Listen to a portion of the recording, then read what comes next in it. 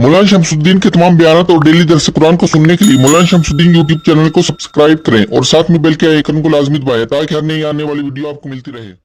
अल्हम्दुलिल्लाह बिल आलमीन वस्सलातु वस्सलामु अला नबिय्यिल करीम या बनी इसराइल, ए बनी इसराइल उज़्कुरू निअमती अल्लती अनअमतु अलैकुम, याद करो मेरी उन नेमतों को जो मैंने तुम पर की। वन्नी फज़्ज़लतुकुम अलल आलमीन, और इस बात को भी याद करो कि मैंने तुमको फजीलत दी उस वक़्त के जहान वालों पर। वत्तकू यौमन ला तज़ी नफ्सुन अन नफ्सिन शैया, और डरो उस दिन से जिस दिन कोई किसी नफ्स की तरफ से काम नहीं आएगा। वला युक़बल मिनहा शफ़ाअतुन, और न किसी शख्स की तरफ से कोई सिफारिश कबूल की जाएगी। वला यूख़ज़ मिनहा अदलुन, और न किसी शख्स की तरफ से कोई मुआवजा लिया जाएगा। वला हुम युनसरून, और न उनकी मदद की जाएगी। इन आयात में अल्लाह ताला ने बनी इसराइल को दोबारा खिताब फरमाया,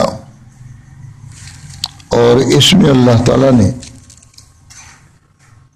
अपनी नेमतें याद दिलाई, और कुछ नेमतों के सिलसिले में उनकी तरफ से की जाने वाली जो नाकदरी और नाशुक्री थी, और दीन खुदाबंदी के अंदर जो उन्होंने हिमाकतें की थी, दीन में तब्दीली कर दी, नेक आमाल जो हैं उनकी बजाय बदअमालियाँ इख्तियार की, तो खालिक कायनात ने उनका भी तज़किरा फरमाया।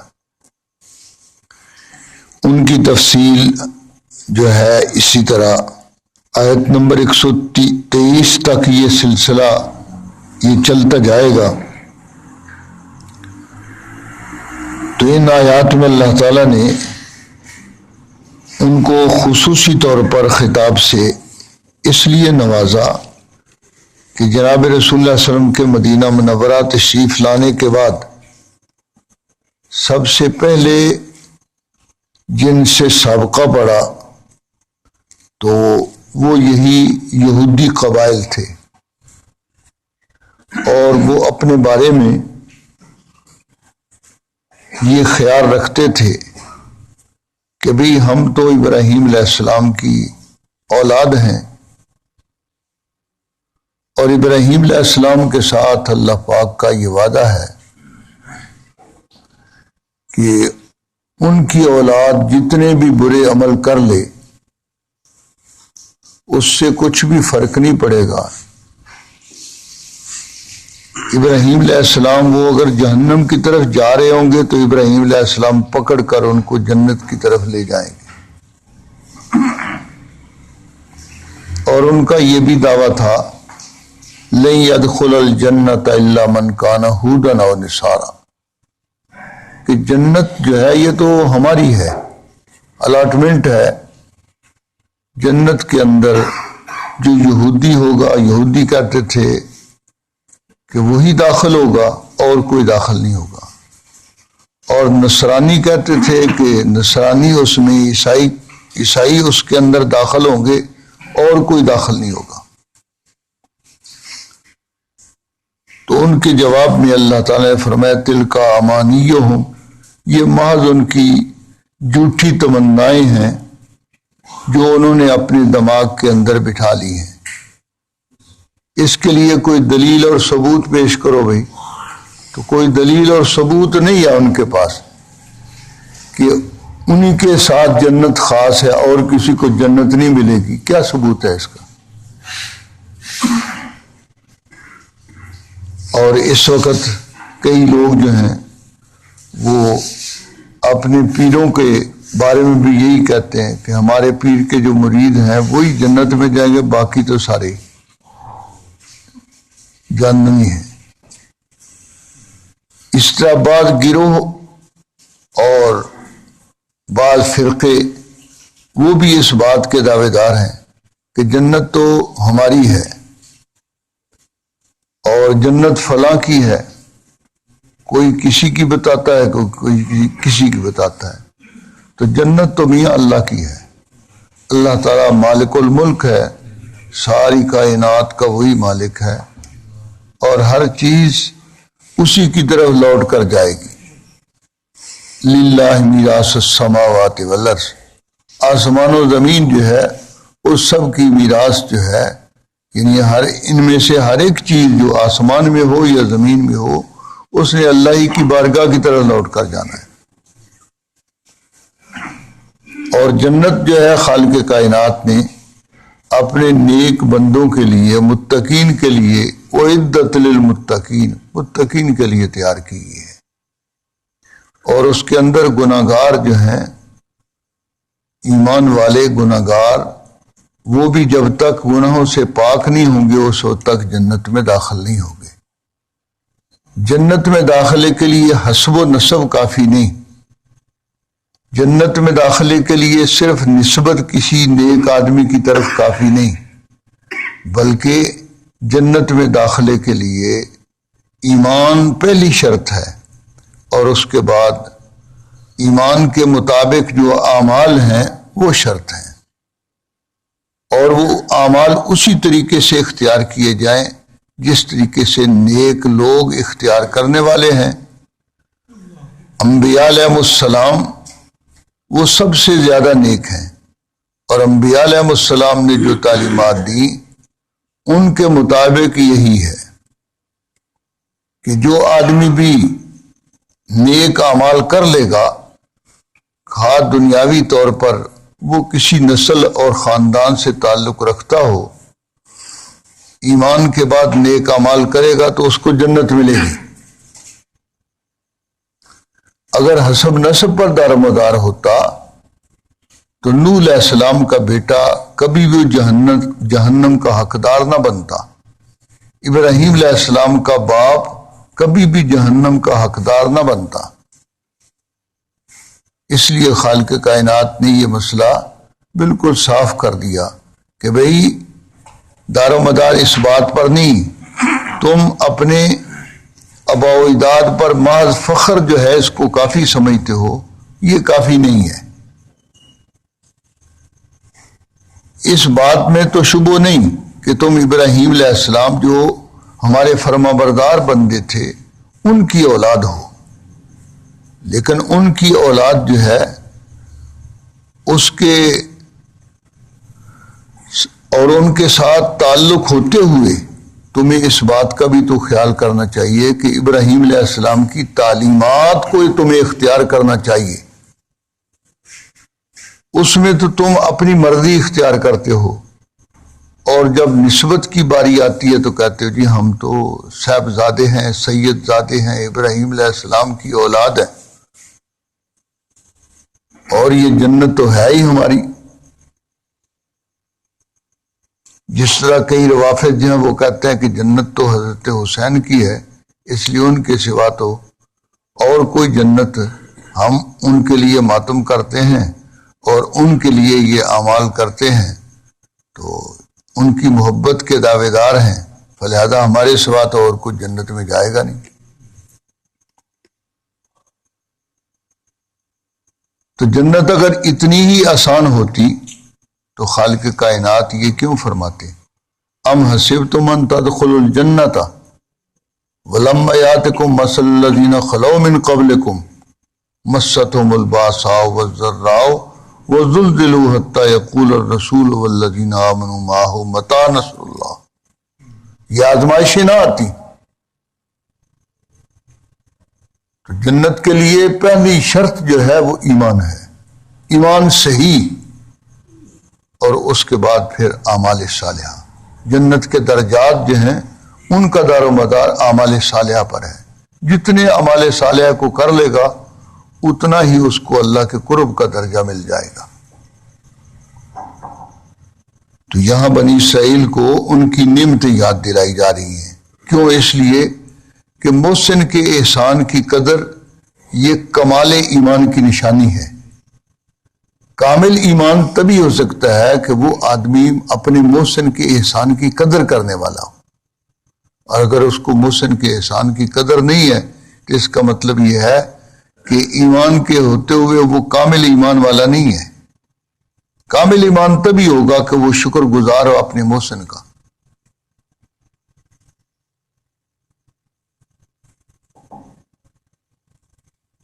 اور خالق کائنات نے یہ بات بھی کہ بھی یہ بات اپنے مقام پر ہے، انی فضلتکم علی العالمین، کہ اس وقت کے لوگ جب تمہارے آباء و اجداد تھے جن میں اعلیٰ خصوصیات پائی جاتی تھی، تو اس وقت کے سب لوگوں پر ہم نے ان کو عظمت و فضیلت دی تھی، اور اب مجموعی فضیلت جو ہے وہ تو انہی ابراہیم علیہ السلام کی اولاد میں پیدا ہونے والے عربوں کے اندر جن کو اللہ نے پیدا کیا، حضرت محمد مصطفیٰ احمد مجتبیٰ صلی اللہ علیہ وسلم ہیں اور ان کی امت ہے۔ ان کو خالق کائنات نے سارے پیغمبروں پر آپ کو فضیلت دی اور آپ کی امت کو ساری امتوں پر فضیلت دی، اور یہ خالق کائنات کا خصوصی اعزاز ہے اور اس کی مرضی ہے۔ اس میں کسی آدمی جو ہے اس کی کسی بات کا دخل نہیں ہے، یہ اللہ تعالیٰ کا محض فضل ہے، اور فضل اللہ پاک اپنی مرضی سے جس کو چاہتے دیتے ہیں۔ ذالک من فضل اللہ علینا وعلی الناس ولکن اکثر الناس لا یشکرون۔ تو اس جہان اس موقع کے جو لوگ تھے ان پر بنی اسرائیل کو بلا شبہ فضیلت حاصل تھی۔ اب بھی بعض چیزوں کے لحاظ سے تو بنی اسرائیل کو وہ فضیلت ہے، لیکن فقط وہ فضیلت نہیں کام آ سکتی۔ مثلا انبیاء کی اکثریت کے لحاظ سے کہ بہت بڑی تعداد انبیاء کی وہ اللہ نے بنی اسرائیل میں سے پیدا فرمائی، تو یہ ایک بڑی فضیلت ہے، لیکن فقط یہی فضیلت کافی نہیں، اس نسل میں سے ہونا یہ ایک فضیلت ہے۔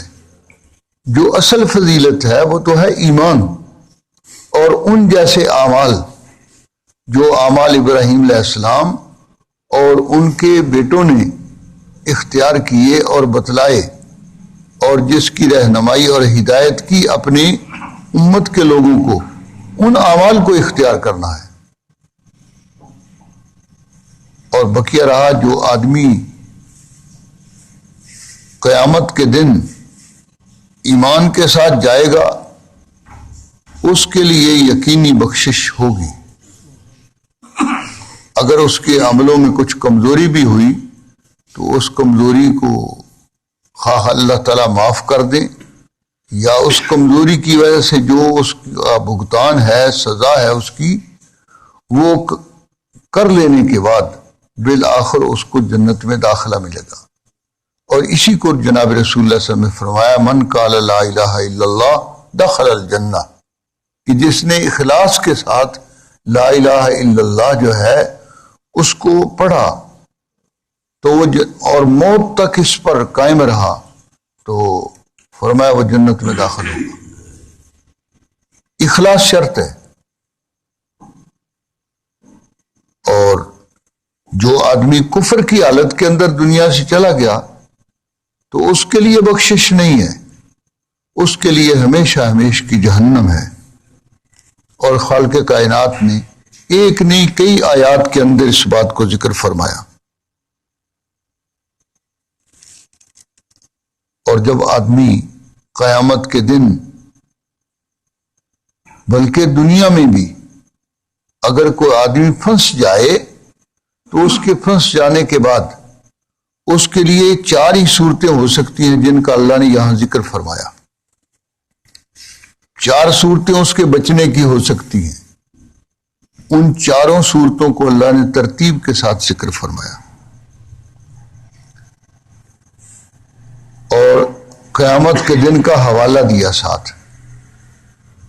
فرمایا دنیا میں بھی جیسے رواج ہے کہ کوئی آدمی اگر کسی معاملے میں پھنس جاتا ہے تو اس کے لیے پہلا یہ ہے کہ اس کی طرف سے اگر اس چیز کی ادائیگی جو اس کے ذمے آ رہی ہے اگر وہ ادائیگی ہو جائے، ہو سکتی ہو، تو وہ ادائیگی کر کے اس کو چھڑایا جاتا ہے۔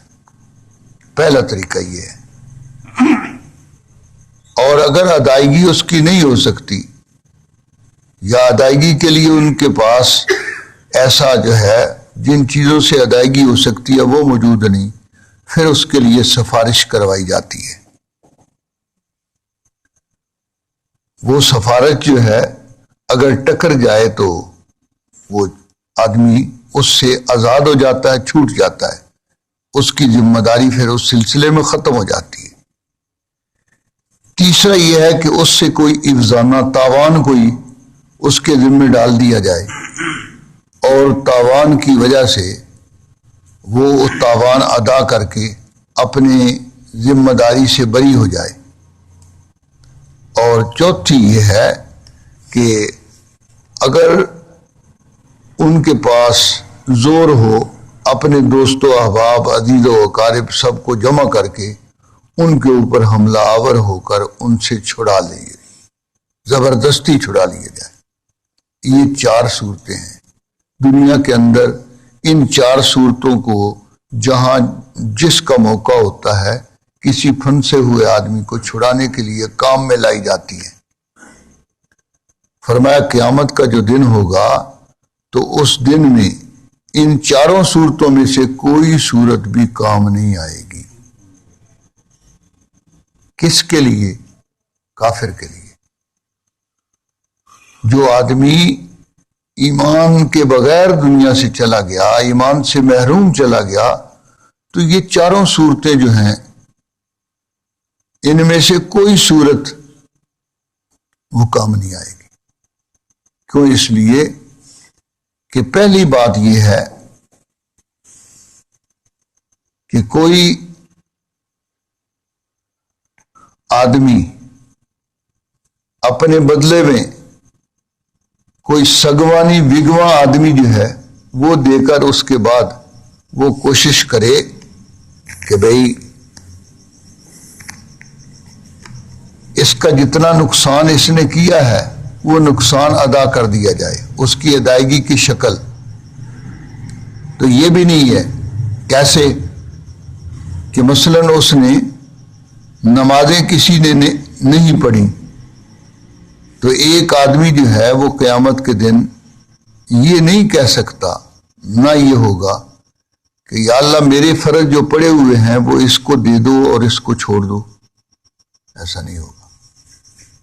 جو فرائض ہیں ان کے بارے میں براہ راست وہ مخاطب ہے اور ان سے چھٹکارا نہیں ہے۔ فرائض ان کی ادائیگی ہر صورت میں اسی کو کرنا ہے۔ دوسرے آدمی کے فرائض جو ہیں وہ اس کے کام نہیں آئیں گے۔ تمہاری پڑھی ہوئی نمازیں تمہارے کام آئیں گی، وہ میرے کام نہیں آ سکتی، اور میری پڑھی ہوئی نمازیں تمہارے کام نہیں آ سکتی، وہ میرے ہی کام آ سکتی۔ میرے رکھے ہوئے روزے فرض جو ہیں وہ میرے ہی کام آ سکتے ہیں، تمہارے کام نہیں آ سکتے۔ تمہارے رکھے ہوئے روزے میرے کام نہیں آ سکتے۔ تو یہ کوئی شکل نہیں ہوگی کہ کوئی آدمی کہے کہ یا اللہ اس آدمی کے جو فرائض ہیں، میرے فرائض جو ہیں وہ اس کو دے دو اور اس کو چھوڑ دو۔ تو ایسا کوئی سلسلہ نہیں ہوگا۔ دوسری شکل کہ اس کے حق میں کوئی سفارش آ جائے۔ اس وقت سفارش جو ہے وہ بڑا کام دیتی ہے، اور ویسے سفارش سے بھی بڑی سفارش جو بابا قائد اعظم ہے۔ بابا قائد اعظم مرے ہوئے بھی اس کو عرصہ دراز ہو گیا، 73-74 سال ہو گئے، تو مگر اس کی سفارش بڑی زبردست ہے، اس کی سفارش سے ہی۔ اور وہ جو سفارش سے آنے والے لوگ ہیں انہوں نے اسی طرح کے کرتوت کرنے۔ سفارش سے بننے والا افسر وہ کبھی خیر نہیں لائے گا، اس سے اچھائی کہاں سے ہوگی؟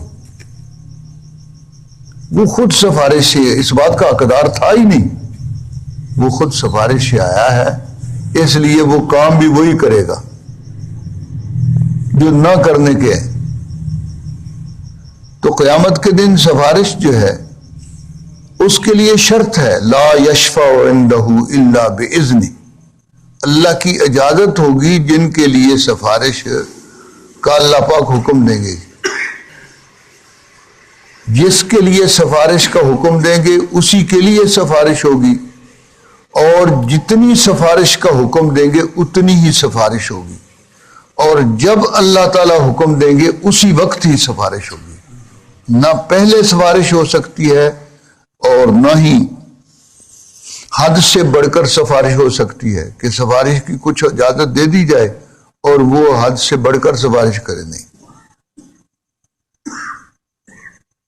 سفارش جس کو سارے مسلمان یقین کرتے ہیں وہ شفاعت بالاذن ہے، لا یشفع عندہ الا باذنہ، اور جس سفارش کی نفی ہے وہ زبردستی والی سفارش ہے، زبردستی والی سفارش کوئی نہیں ہے۔ کئی لوگ جو ہے یہ عقائد رکھتے ہیں، وہ کہتے ہیں ہمارے پیر زبردستی ہمیں چھڑا لیں گے، ہمیں تو اعمال کرنے کی، اور وہ پیر جو ہیں وہ بھی یہ کہتے ہیں، نیک سالے نہیں، جو پیر ہیں وہ یہ کہتے ہیں تسی سانو نیازاں دتی رکھو تے بقیہ اسی جانیے تے رب جانے، اسی آپ چھڑا لواں گے، جبکہ خود اس کا پتہ نہیں کہ اس کا کیا حشر ہوگا، تمہیں کیا چھڑائے گا۔ اور ولا یؤخذ منها عدل، کہ وہ بدلہ لے لیا جائے، اس کے بدلے میں پیسے جو ہیں کوئی تاوان اس پر ڈال دیا جائے اور کوئی جرمانہ ڈال دیا جائے اور اس کے بدلے میں اس کو چھوڑ دیا جائے، یہ بھی نہیں ہوگا۔ کیوں؟ وہاں میدان حشر کے اندر آدمی کے یہ کپڑے بھی نہیں ہوں گے، جیسے ماں کے پیٹ سے پیدا ہوا اسی طرح ہوگا، بے ختنہ۔ یہ کپڑا جو ہے اس کا ایک چیتھڑا بھی نہیں ہوگا، اور کوئی چیز تو کیا ہوگی۔ اور پھر فرما دیا اللہ پاک نے کہ اگر کافر لوگ، دوسرے مقام پر فرمایا کہ اگر کافر لوگ ان کے پاس اتنا مال ہو، اتنا سونا ہو جس سے آسمان و زمین کے درمیان کا خلا بھر جائے، اور وہ دے بھی ڈالیں، اپنے آپ کو جہنم سے آزاد کروانے کے لیے دے بھی ڈالیں، تو فرمایا ولا یقبل منہ، ان سے قبول ہی نہیں کیا جائے گا، ہوگا بھی نہیں اور ان سے قبول بھی نہیں کیا جائے گا، اس لیے کہ وہاں قبولیت کا دار و مدار جو ہے ایمان پر ہے۔ اور چوتھی جو اور آخری شکل یہ ہے، اپنے عزیز و اقارب، دوست و احباب اور اپنے حامیوں کو جمع کر کے وہ حملہ آور ہو جائے، اور حملہ آور ہو کر وہ سب چھڑا لیں اس کو زبردستی، فرمایا یہ بھی نہیں ہوگا۔ کیوں؟ قیامت کے دن تو آدمی خود، وہ اس کا حال یہ ہوگا کہ اپنے پاؤں کے رکھنے کی جتنی جگہ ہے اتنی جگہ اس کو میسر ہوگی، اس سے زیادہ جگہ نہیں لے سکے گا۔ اور پھر ہر ایک کو اپنی اپنی پڑی ہوگی۔ وہ جو مقبول ترین بندے ہیں وہ بھی یہ کہہ رہے ہوں گے رب نفسی رب نفسی رب نفسی، وہ بھی یہ کہہ رہے ہوں گے۔ اور اسی لیے جب نمائندے، ساری انسانی برادری کے نمائندے جب حضرت آدم علیہ السلام کی خدمت میں جائیں گے اکٹھے ہو کر کہ ابا جی ہن موقع ہے تسی مہربانی چا کرو، آپ ہمارے باپ ہیں اور اللہ نے آپ سے براہ راست کلام فرمایا اور آپ کو جنت کے اندر رہنے کے لیے اللہ پاک نے سب سے پہلا مکان عنایت فرمایا. تو اور خالق کائنات نے سب سے پہلا آپ کو پیغمبر بنایا. تو ہم آپ کی اولاد ہیں، تو آپ مہربانی کریں بارگاہ رب العالمین کے اندر ہماری شفاعت کر دیں. چلو یہ سلسلہ حساب و کتاب والا نتیجہ اس کا جو بھی نکلنا ہے تو کم از کم حساب و کتاب تو شروع ہو، تاکہ یہ کھڑے ہونے کا اور انتظار کا سلسلہ جو ہے یہ تو ختم ہو جائے. تو آدم علیہ السلام فرمائیں گے کہ بلا شبہ تم بیٹے ہو میرے، اس میں کوئی کلام نہیں، لیکن میں اس کام کا نہیں، میں یہ سفارش نہیں کر سکتا. اس لیے کہ اللہ پاک فرمائے بھی تو کس منہ سے سفارش کر رہا ہے؟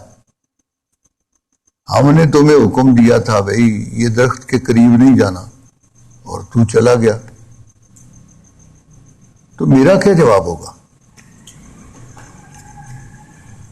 حالانکہ یہ جو بات ہوئی تھی یہ معافی اس کی ہو گئی، لیکن اس وقت ان کو خیال ہوگا کہ آج اللہ پاک جو ہیں وہ غصے میں ہیں، جلال میں ہیں. اس لیے جلال کی اس کیفیت میں خالق کائنات اگر یہ ہم سے پوچھ لیں تو ہمارے پاس کوئی جواب نہیں ہے.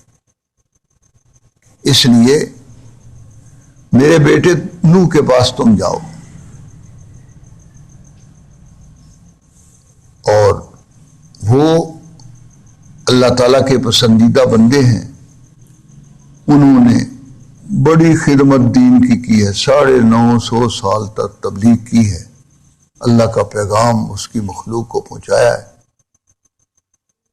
تو یہ سلسلہ جو ہے یعنی مقبول ترین بندے، کہنے کا مقصد یہ ہے مقبول ترین بندے وہ بھی اس سفارش سے کو اس وقت تک نہیں کریں گے جب تک ادھر سے اجازت نہیں ہوگی. تو اور کوئی مائی کا لال کون ہے کہ جو ایمان جو ہے اس سے بھی فارغ ہو اور اعمال سے بھی فارغ ہو، فقط نسل اور نسب سے اس کا تعلق ہو، تو وہ کہے جی میں تے جڑا نہ بخشایا. فرمایا نہیں، بخشایا کوئی نہیں، وہاں تو دار و مدار ایمان اور اعمال کا ہے. ورنہ میاں بلال کو پھر کون کوئی مقام دیتا؟ اگر نسل و نسب کا معاملہ ہوتا تو بلال کے لیے تو پھر کوئی ٹھکانہ تھا ہی نہیں، کیونکہ بلال تو قریشی بھی نہیں ہے، ہاشمی بھی نہیں ہے. لیکن دیکھ لو اللہ تعالیٰ نے ایمان کی وجہ سے، اعمال صالحہ کی وجہ سے فتح مکہ کے دن ان کو بیت اللہ کے اوپر چڑھ کر اذان جو ہے انہی سے رسول اللہ صلی اللہ علیہ وسلم نے دلوائی.